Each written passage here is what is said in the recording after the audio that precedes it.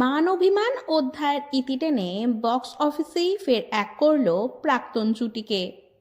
2025 সালের সবচেয়ে বড় হিট বাংলা ছবি ধূমকেতু।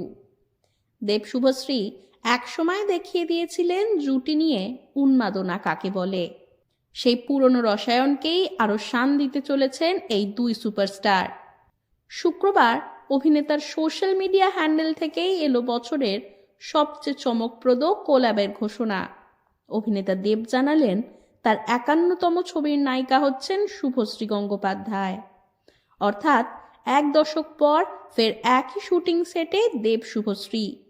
যদিও গত বছর ধূমকেতু মুক্তি পেলেও ছবির শুটিং হয়েছিল 2015 সালে। তখন সদ্য ভেঙেছে দেব শুভশ্রীর সম্পর্ক। তারপর ব্যক্তিগত জীবনে দুজনেই অনেকটা এগিয়ে গিয়েছেন। নতুন বছরে দেবের ফেসবুক পেজে পোস্ট করা হয় একটি ভিডিও। সেখানে ধূমকেতুর প্রমোশনাল ইভেন্টের নানা ঝলক প্রকাশ্যে আসে। দেব শুভশ্রীর নাচ, পরস্পরকে আলিঙ্গনের মুহূর্ত।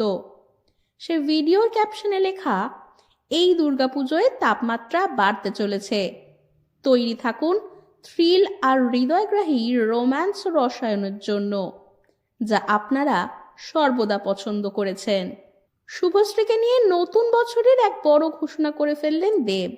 যদিও কোন ছবি, কে পরিচালক, এই বিষয়ে এখনো কোনো বিস্তারিত তথ্য প্রকাশ্যে আসেনি।